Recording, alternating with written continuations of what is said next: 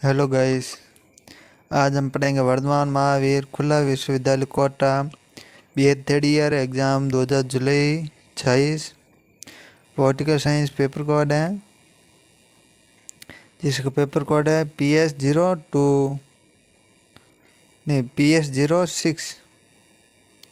Paper code है PS06 है। समकालीन अंतर्राष्ट्रीय संबंध एग्ज़ाम है 6 अगस्त को। यह कुछ टाइपिंग एरर होने के कारण HD02 लिखा गया। यहाँ पर है PS06 है, BA थर्ड ईयर एग्ज़ाम के लिए है। पॉलिटिकल साइंस समकालीन अंतर्राष्ट्रीय संबंध 6 अगस्त को एग्ज़ाम है, उनके लिए इम्पोर्टेंट क्वेश्चन है। और आगे बढ़ने से पहले हमारे यूट्यूब चैनल बालाजी क्लासेस को सब्सक्राइब कर लेना। पहला क्वेश्चन, एक ध्रुवीय विश्व से आप क्या समझते हैं? उत्तर, एक ध्रुवीय विश्व वे व्यवस्था है जिसे एक ही महाशक्ति विश्व राजनीति, अर्थव्यवस्था और सुरक्षा पर सबसे अधिक प्रभाव रखती है। सोवियत संघ के विघटन 1991 के बाद अमेरिका एकमात्र महाशक्ति बन गया। अगला क्वेश्चन है, शीत युद्धोत्तर विश्व से आप क्या समझते हैं? शीत युद्धोत्तर विश्व से आप क्या समझते हैं? उत्तर है, 1991 में शीत युद्ध समाप्त होने के बाद विश्व की व्यवस्था को शीत युद्धोत्तर विश्व कहा जाता है। इसमें वैश्वीकरण, आतंकवाद, क्षेत्रीय संगठन और आर्थिक सहयोग का महत्व बढ़ा। अगला क्वेश्चन है, अंतर्राष्ट्रीय राजनीति में राजनीतिक अर्थव्यवस्था के सिद्धांत से आप क्या समझते हैं? उत्तर, राजनीतिक यथार्थवाद के अनुसार प्रत्येक राष्ट्र में अपने राष्ट्रीय हित, शक्ति और सुरक्षा को सर्वोच्च माना है। अंतर्राष्ट्रीय राजनीतिक शक्ति संतुलन पर आधारित होती है। अगला क्वेश्चन है, इतिहास के अंत पर फुकायामा के विचारों पर विस्तार से वर्णन बताएं। फुकाया के अंत पर विचार बताइए इतिहास के। तो फ्रांसिस फुकायामा ने कहा कि उदार लोकतंत्र, पूंजीवाद मानव शासन की अंतिम और सर्वोत्तम व्यवस्था है, इसलिए वैचारिक संघर्ष का अंत हो गया। सोवियत संघ के विघटन की प्रवृत्ति को समझे। आर्थिक संगठन है, राजनीतिक अस्थिरता, राष्ट्रवाद को उदय, गोर्बाचेव, ग्लासनोस्त, पेरेस्ट्रोइका नीति, 1991 सोवियत संघ का विघटन। अगला क्वेश्चन है, सोवियत राष्ट्र की सुरक्षा परिषद की भूमिका बताइए। सुरक्षा परिषद अंतर्राष्ट्रीय शांति और सुरक्षा बनाए रखने का कार्य करती है। यह प्रतिबंध लगा सकती हैं, शांति सेना भेज सकती हैं, युद्ध रोकने के लिए आवश्यक निर्णय लेती है।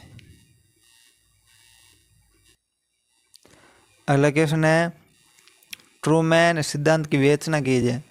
तो उत्तर है, 1947 में अमेरिकी राष्ट्रपति हैरी ट्रूमैन ने ट्रूमैन सिद्धांत प्रस्तुत किया। इसका उद्देश्य साम्यवाद के प्रसार को रोकना, संकटग्रस्त देशों को आर्थिक और सैन्य सहायता देना है। अगला खंड है, वह लघुत्तरीय प्रश्न है। आगे बढ़ने से पहले हमारे यूट्यूब चैनल बालाजी क्लासेस को सब्सक्राइब कर लेना। किस अंतर्राष्ट्रीय राजनीति में आदर्शवाद की अवधारणा की विवेचना कीजिए। तो उत्तर है, अंतर्राष्ट्रीय राजनीति में आदर्शवाद एक महत्वपूर्ण विचारधारा है जो विश्व शांति, सहयोग और नैतिक मूल्य पर आधारित है। इस सिद्धांत के अनुसार राष्ट्रों के बीच होने वाले विवादों का समाधान युद्ध के बजाय वार्ता, कूटनीति, अंतर्राष्ट्रीय कानून तथा अंतर्राष्ट्रीय संगठनों के माध्यम से किया जाना चाहिए। आदर्शवाद का विकास विशेष रूप से प्रथम विश्व युद्ध के बाद हुआ, जब विश्व में स्थायी शांति स्थापित करने की आवश्यकता महसूस की है। आदर्शवादियों का मानना है कि मनुष्य स्वभाव से सहयोगी और नैतिक हैं। यदि राष्ट्र न्याय, समानता, मानवाधिकार तथा अंतर्राष्ट्रीय नियमों का पालना करे तो युद्धों को रोका जा सकता है।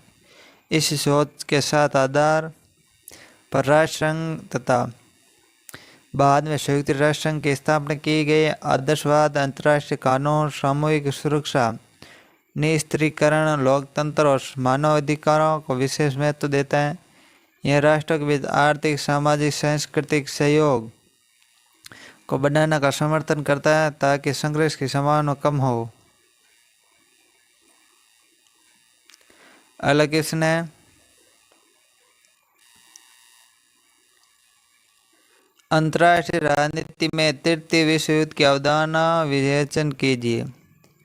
तो तृतीय विश्व युद्ध की अवधारणा शीत युद्ध के समय विकसित हुई। उस समय विश्व दो प्रमुख गुटों, अमेरिका के नेतृत्व वाले पूंजीवादी गुट और सोवियत संघ के नेतृत्व वाले साम्यवादी गुट में विभाजित था। जो देश इन दोनों गुटों से अलग रहकर स्वतंत्र विदेश नीति अपनाते थे उन्हें तृतीय विश्व युद्ध कहा गया। इससे मुख्यतः एशिया, अफ्रीका, लैटिन अमेरिका के विकासशील एवं नव स्वतंत्र देश शामिल थे।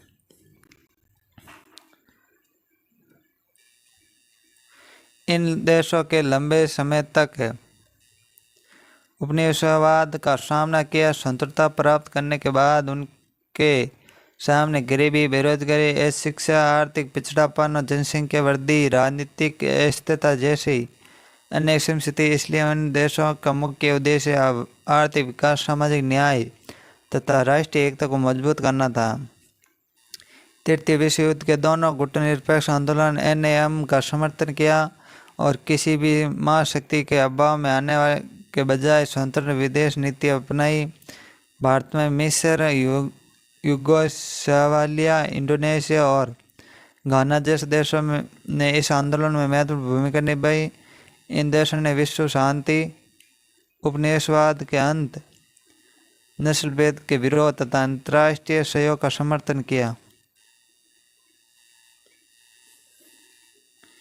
अगला क्वेश्चन है, शीत युद्ध का अर्थ एवं कारणों की विवेचना कीजिए। उत्तर है, शीत युद्ध कोल्ड वार द्वितीय विश्व युद्ध के बाद अमेरिका और सोवियत संघ के बीच चला वैचारिक, राजनीतिक, आर्थिक और सैन्य संघर्ष था। इस शीत युद्ध इसलिए कहा गया क्योंकि दोनों महाशक्तियों के बीच प्रत्यक्ष युद्ध नहीं हुआ, बल्कि दोनों के अपने अपने प्रभाव क्षेत्र का विस्तार करने के लिए अप्रत्यक्ष रूप से प्रतिस्पर्धा की। यह संघर्ष लगभग 1945 से 1951 तक चला और सोवियत संघ के विघटन के साथ समाप्त हुआ। शीत युद्ध का मुख्य कारण पूंजीवाद, साम्यवाद के बीच वैचारिक भेद था। अमेरिका लोकतंत्र तथा पूंजीवाद का समर्थक था, जबकि सोवियत संघ साम्यवाद का समर्थन करता था। दोनों महाशक्ति विश्व में अपना प्रभाव बढ़ाना चाहती थी। परमाणु हथियारों की होड़, सैन्य गठबंधनों NATO और वॉर से पक्ष का गठन, परस्पर अविश्वास तथा विभिन्न देशों में राजनीतिक हस्तक्षेप ने भी शीत युद्ध को बढ़ावा दिया। शीत युद्ध के कारण विश्व दो गुट बढ़ गए। अनेक देशों में तनाव और क्षेत्रीय संघ बढ़े तथा हथियारों की दौड़ तेज हो गई। इसके बावजूद विज्ञान, अंतरिक्ष अनुसंधान और तकनीकी विकास में उल्लेखनीय प्रगति हुई। भारत जैसे देशों के गुट निरपेक्ष आंदोलन के माध्यम से दोनों गुटों के दूरी बनाई रखी। अगला क्वेश्चन है, भारत की विदेश नीति के आधार पर विवेचना कीजिए। उत्तर, भारत की विदेश नीति उन सिद्धांतों एवं उद्देश्य का समूह है जिनके आधार पर भारत अन्य देशों के साथ अपने संबंध स्थापित करता है। स्वतंत्रता प्राप्ति के बाद पंडित जवाहरलाल नेहरू ने भी भारत की विदेश नीति की नींव रखी। इसका मुख्य उद्देश्य है राष्ट्रीय हितों की रक्षा, विश्व शांति, आर्थिक विकास तथा अंतर्राष्ट्रीय सहयोग को बढ़ावा देना है। भारत की विदेश नीति का प्रमुख आधार गुट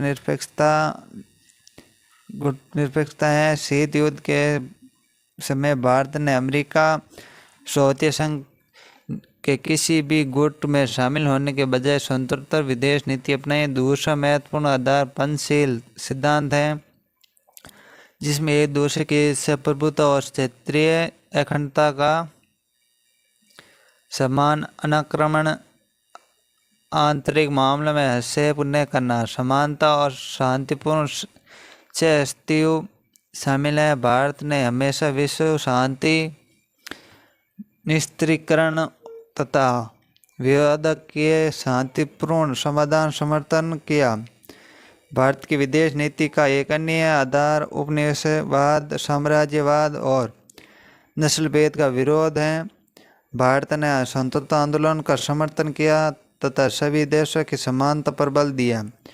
संयुक्त राष्ट्र संघ में आस्था, अंतर्राष्ट्रीय कानून का सम्मान, पड़ोसी देशों के साथ मैत्रीपूर्ण संबंध, विकासशील देशों के साथ सहयोग भी भारत की विदेश नीति के प्रमुख आधार है। वर्तमान समय में आर्थिक, कूटनीति, ऊर्जा सुरक्षा, आतंकवाद का मुकाबला तथा वैश्विक साझेदारी भी भारत की विदेश नीति के महत्वपूर्ण अंग बन गए। अगला क्वेश्चन है सार्क में भारत की भूमिका विवेचन की। सार्क उत्तर दक्षिण एशिया क्षेत्रीय सहयोग संगठन सार्क की स्थापना 8 दिसंबर 1985 को दक्षिण एशिया के देशों के बीच सहयोग बढ़ाने के उद्देश्य से की गई। इसके संस्थापक सदस्य भारत, पाकिस्तान, बांग्लादेश, श्रीलंका, नेपाल, भूटान और मालदीव थे। बाद में अफगानिस्तान भी इसका सदस्य बना। भारत सार्क का सबसे बड़ा प्रभावशाली सदस्य है। भारत ने सार्क की स्थापना और विकास में महत्वपूर्ण भूमिका निभाई है। भारत ने सदस्य देशों के बीच व्यापार, शिक्षा, साहित्य, कृषि, विज्ञान, तकनीक और संस्कृति के क्षेत्र में सहयोग बढ़ाने का प्रयास किया। भारत ने दक्षिण एशिया मुक्त व्यापार क्षेत्र को सफल बनाने में महत्वपूर्ण योगदान दिया। प्रकृति आपदाओं और स्वास्थ्य संगठन, शिक्षा के क्षेत्र में भी भारत ने सदस्यों को सहायता प्रदान की और भारत का उद्देश्य दक्षिण एशिया में शांति, स्थिरता और आर्थिक विकास को बढ़ावा देना है। हालांकि भारत पाकिस्तान के बीच तनाव के कारण सार्क की प्रगति कई बार प्रभावित हुई। इसके बावजूद भारत में क्षेत्रीय सहयोग को मजबूत करने के लिए निरंतर प्रयास करता है। अगला क्वेश्चन है फिलिस्तीन मुक्ति संगठन PLO पर लेख लिखिए। फिलिस्तीन मुक्ति संगठन PLO की स्थापना वर्ष 1964 में अरब लीग के सहयोग से की गई। इसका मुख्य उद्देश्य फिलिस्तीन जनता के अधिकारों की रक्षा करना तथा स्वतंत्र फिलिस्तीन राष्ट्र की स्थापना करना है। समय के साथ यह संगठन फिलिस्तीन जनता का प्रमुख राजनीतिक प्रतिनिधि बन गया। 1969 में यासिर अराफात इसके अध्यक्ष बने। उनके नेतृत्व में PLO ने अंतर्राष्ट्रीय स्तर पर फिलिस्तीन ने मुद्दे की प्रमुखता को समेटा। पारंपरिक वर्षों में संगठन सशस्त्र संघर्षों का मार्ग अपनाया, लेकिन बाद में शांतिपूर्ण वार्ता को कूटनीति को महत्व दिया। 1993 के ओस्लो समझौते के बाद PLO और इजराइल के बीच वार्ता का नया दौर शुरू हुआ तथा सीमित स्वशासन की दिशा प्रगति हुई। भारत ने शुरू से ही फिलिस्तीन जनता के अधिकारों को समर्थन किया। PLO को फिलिस्तीन के वैध प्रतिनिधि के रूप में मान्यता दी। संयुक्त राष्ट्र में भी PLO को विशेष पर्यवेक्षक का दर्जा प्राप्त है। वर्तमान में यह संगठन फिलिस्तीन लोगों के अधिकार, स्वतंत्रता और न्यायपूर्ण समाधान के लिए कार्य कर रहा है। अगला क्वेश्चन है पूर्वी यूरोप के एकीकरण पर लेख लिखिए। उत्तर पूर्वी यूरोप का एकीकरण विश्व राजनीति की एक महत्वपूर्ण घटना है। जिसका संबंध शीत युद्ध की समाप्ति और सोवियत संघ के विघटन से है। जो द्वितीय विश्व युद्ध के बाद पूर्वी यूरोप के अधिकांश देश सोवियत संघ के प्रभाव में थे तथा वहाँ साम्यवादी शासन स्थापित था। 1999 से 1991 के बीच सोवियत संघ की शक्ति कमजोर होने लगी और पूर्वी यूरोप के अनेक देशों में लोकतांत्रिक परिवर्तन हुए। परिणाम स्वरूप पोलैंड, हंगरी, चेक गणराज्य, स्लोवाकिया, रोमानिया, बुल्गारिया आदि देशों ने लोकतंत्र और बाजार आधारित अर्थव्यवस्था को अपनाया। एकीकरण की प्रक्रिया का मुख्य उद्देश्य क्षेत्रीय शांति, राजनीतिक स्थिरता, आर्थिक विकास तथा लोकतांत्रिक व्यवस्था को मजबूत करना था। इन देशों ने यूरोपीय संघ तथा नाटो जैसी संस्थाओं के सदस्य प्राप्त कर यूरोप के साथ अपने राजनीतिक, आर्थिक और सुरक्षा संबंधों को मजबूत किया। यूरोपीय संघ के सदस्य मिलने से व्यापार, निवेश, शिक्षा, रोजगार तथा और तकनीकी विकास के नए अवसर प्राप्त हुए।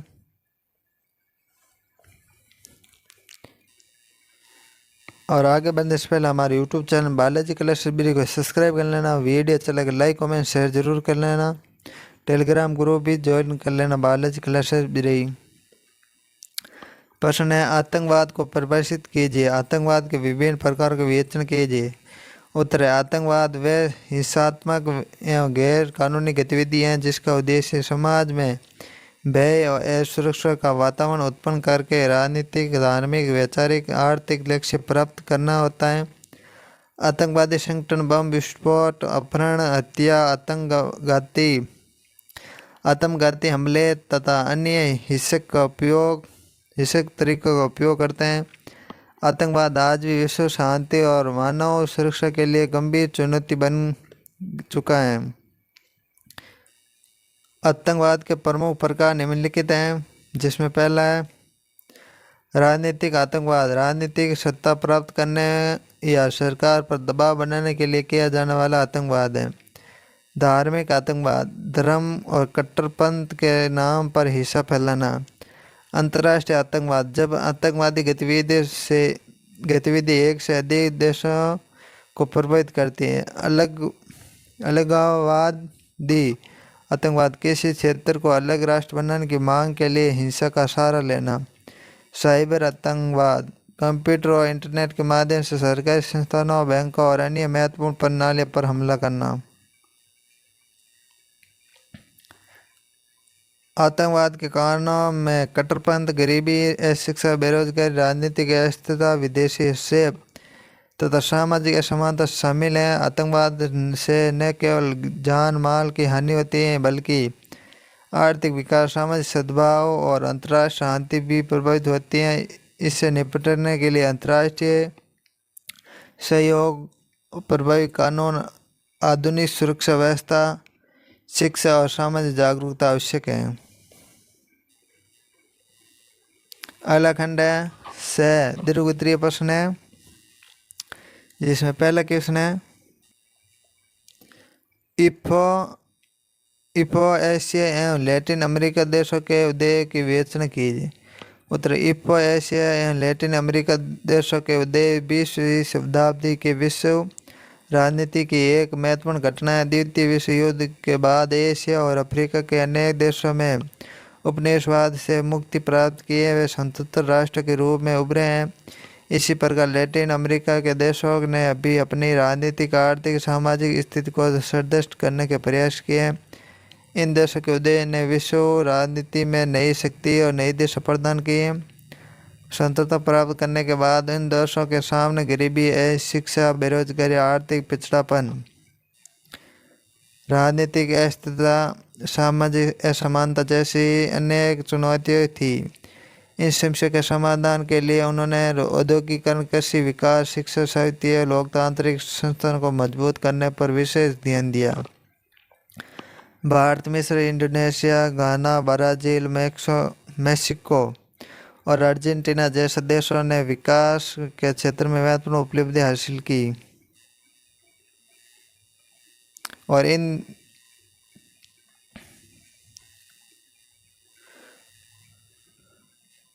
और इन देशों के गुटनिरपेक्ष आंदोलन एनएम तथा संयुक्त राष्ट्र संघ के माध्यम से विश्व राजनीति में अपनी प्रभावशाली भूमिका निभाई। उन्होंने उपनिवेशवाद, साम्राज्यवाद और नस्ल भेद का विरोध किया तथा विश्व शांति, समानता और न्यायपूर्ण अंतर्राष्ट्रीय व्यवस्था का समर्थन किया। आज ये देश वैश्विक अर्थव्यवस्था, व्यापार, जलवायु परिवर्तन, ऊर्जा सुरक्षा तथा अंतर्राष्ट्रीय संगठनों में महत्वपूर्ण भूमिका निभा रहा है। निष्कर्ष है, इफ्को एशिया एवं लैटिन अमेरिका देशों का उदय विश्व इतिहास की महत्वपूर्ण घटना है।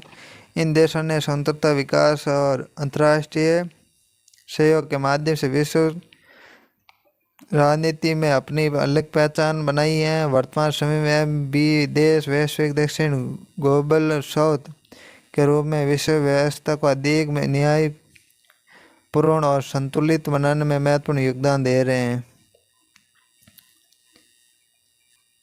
अगला क्वेश्चन है, संयुक्त राष्ट्र संघ की बदलती भूमिका का विवेचन कीजिए। उत्तर, संयुक्त राष्ट्र संघ की स्थापना 24 अक्टूबर 1945 को विश्व शांति, अंतर्राष्ट्रीय सुरक्षा और तथा देशों के बीच सहयोग को बढ़ावा देने के लिए उद्देश्य से की गई। प्रारंभ में इसका मुख्य कार्य युद्ध को रोकना तथा राष्ट्रों के बीच विवादों का शांतिपूर्ण समाधान करना था। समय के साथ विश्व की परिस्थितियों में परिवर्तन हुआ, जिसके कारण संयुक्त राष्ट्र की भूमिका में भी व्यापक और अधिक प्रभावशाली हो गई। शीत युद्ध के बाद संयुक्त राष्ट्र ने शांति स्थापना, शांति सेना, मानवाधिकारों की रक्षा, गरीबी उन्मूलन, स्वास्थ्य, शिक्षा, पर्यावरण संरक्षण, सतत विकास जैसे क्षेत्रों में सक्रिय भूमिका निभाई। संयुक्त राष्ट्र की विभिन्न एजेंसी जैसे WHO, यूनेस्को, UNICEF तथा UNDP विश्व भर में स्वास्थ्य, शिक्षा, बाल कल्याण और विकास संबंधित कार्यक्रम संचालित करती हैं। आतंकवाद, जलवायु परिवर्तन, शरणार्थी संगठन, महामारी, साइबर सुरक्षा और मानवाधिकारों के संरक्षण नए वैश्विक मुद्दे पर भी संयुक्त राष्ट्र की भूमिका लगातार बढ़ी। हालांकि सुरक्षा परिस्थिति में वीटो शक्ति, सदस्य देशों के राजनीतिक मतभेद, कई मामलों में निर्णय लागू करने की सीमाओं के कारण इसकी आलोचना भी होती है। निष्कर्ष, संयुक्त राष्ट्र संघ आज केवल शांति बनाए रखने वाला संगठन नहीं है, बल्कि वैश्विक विकास, मानव कल्याण और अंतर्राष्ट्रीय सहयोग का प्रमुख मंच बन चुका है। बदलती विश्व परिस्थितियों में इसकी भूमिका भी अधिक महत्वपूर्ण हो गई है। अगला क्वेश्चन है, वैश्वीकरण के प्रभाव का आलोचनात्मक परीक्षण कीजिए। उत्तर है, वैश्वीकरण ये वह प्रक्रिया है जिसके माध्यम से विश्व के विभिन्न देशों के बीच आर्थिक, सामाजिक, सांस्कृतिक, राजनीतिक तथा तकनीकी संबंध अधिक मजबूत और परस्पर निर्भर होते हैं। संचार, परिवहन, सूचना प्रौद्योगिकी के विकास वैश्वीकरण को तेज गति प्रदान करती हैं। वर्तमान समय में वैश्वीकरण विश्व अर्थव्यवस्था और अंतर्राष्ट्रीय राजनीति का महत्वपूर्ण अंग बन चुका है। वैश्वीकरण के अनेक सकारात्मक प्रभाव देखने को मिलते हैं। इसके कारण अंतर्राष्ट्रीय व्यापार और विदेशी निवेश में वृद्धि हुई है, जिसके रोजगार के नए अवसर प्रदान हुए। आधुनिक तकनीक का तेजी से प्रसार हुआ है तथा शिक्षा, साहित्य, संचार और उद्योग के क्षेत्र में उल्लेखनीय विकास हुआ। विभिन्न देशों के बीच सांस्कृतिक आदान प्रदान बढ़ा और लोगों को विश्व स्तर पर शिक्षा, रोजगार, व्यापार के नए अवसर प्राप्त हुए। विकासशील देशों को भी वैश्विक बाजार से जोड़ने का अवसर मिला। दूसरी ओर वैश्वीकरण के कुछ नकारात्मक प्रभाव भी सामने आए। आर्थिक असमानता भी बढ़ी। छोटे उद्योगों को बहुराष्ट्रीय कंपनियों से कड़ी अस्पृश्यता का सामना करना पड़ा। स्थानीय संस्कृति और परंपराओं पर विदेश संस्कृति का प्रभाव बढ़ा। पर्यावरण प्रदूषण, प्राकृतिक संसाधन का अत्यधिक दोहन तथा बेरोजगारी जैसी समस्या भी कुछ क्षेत्रों में बढ़ी। कई बार विकासशील देशों के अर्थव्यवस्था वैश्वीकरण बाजार पर अधिक निर्भर हो जाती हैं, जिससे आर्थिक संकट का खतरा भी बढ़ जाता है। निष्कर्ष है, वैश्वीकरण एक ऐसी प्रक्रिया है जिसके सकारात्मक नकारात्मक दोनों प्रभाव हैं और यह उचित नीतियों, सामाजिक न्याय और पर्यावरण संरक्षण के साथ ऐसे अपनाया जाए तो यह आर्थिक विकास, तकनीक प्रगति और अंतर्राष्ट्रीय सहयोग को बढ़ावा दे सकते हैं। अगला क्वेश्चन है, आगे बढ़ने से पहले हमारे यूट्यूब चैनल बालाजी क्लासेस बिरी को सब्सक्राइब कर लेना, वीडियो अच्छा लगे लाइक कमेंट शेयर जरूर करना। अगला क्वेश्चन है, सैमुअल पी हंगिंगटन ने 1993 में सभ्यता को संघर्ष सिद्धांत प्रस्तुत किया। इसके अनुसार शीत युद्ध की समाप्ति के बाद विश्व में संघर्ष का मुख्य आधार वैचारिक या आर्थिक नहीं है, बल्कि सभ्यता, संस्कृतियों और धर्मों के बीच मतभेद होंगे। उन्होंने कहा कि भविष्य में विभिन्न सभ्यता के बीच पहचान, संस्कृति और धार्मिक मूल्य का कारण टकराव बढ़ेगा। हंगिंगटन ने विश्व को कई प्रमुख सभ्यता पश्चिमी, इस्लामी, हिंदू, चीनी, सिख, जापानी, ऑर्थोडॉक्स, लैटिन अमेरिका और अफ्रीका में विभाजित किया। इनका मत था कि इन सभ्यताओं के बीच सांस्कृतिक और धार्मिक अंतर भविष्य के संघर्ष का प्रमुख कारण बने। विशेष रूप से उन्होंने पश्चिमी इस्लामी सभ्यता के बीच तनाव की संभावना भी बल दिया। इस सिद्धांत के कुछ विद्वानों ने प्रशंसा की क्योंकि इसमें शीत युद्ध के बाद विश्व राजनीति की नई चुनौती को समझने का प्रयास किया। वही कई विद्वान ने उसकी आलोचना भी की। उनका कहना है कि संघर्ष केवल सभ्यता के कारण नहीं होते, बल्कि राजनीतिक, आर्थिक, सामाजिक और संसाधनों से जुड़े कारण भी महत्वपूर्ण होते हैं। उनका यह भी मानना है कि विभिन्न सभ्यताओं के बीच सहयोग, संवाद और शांतिपूर्ण से अस्तित्व भी संभव है। निष्कर्ष, हंगिंगटन का सभ्यताओं का संघर्ष सिद्धांत अंतर्राष्ट्रीय राजनीति का एक महत्वपूर्ण विचार है। यद्यपि इनकी कई आलोचनाएं हैं, फिर भी इसने वैश्विक राजनीति, सांस्कृतिक पहचान और अंतर्राष्ट्रीय समुदायों को समझने के लिए एक नई दृष्टि प्रदान की। वीडियो अच्छा लगा लाइक कमेंट शेयर जरूर करना। ऐसे वीडियो देखने के लिए हमारे यूट्यूब चैनल बालाजी क्लासेस बिरी को सब्सक्राइब कर लेना और वीडियो अच्छा लगा लाइक कमेंट शेयर जरूर करना। टेलीग्राम ग्रुप भी जरूर ज्वाइन करना। यह थी पॉलिटिकल साइंस की PS06 की क्लास, जो BA थर्ड ईयर वालों के लिए है, जिसका एग्ज़ाम 6 अगस्त को है।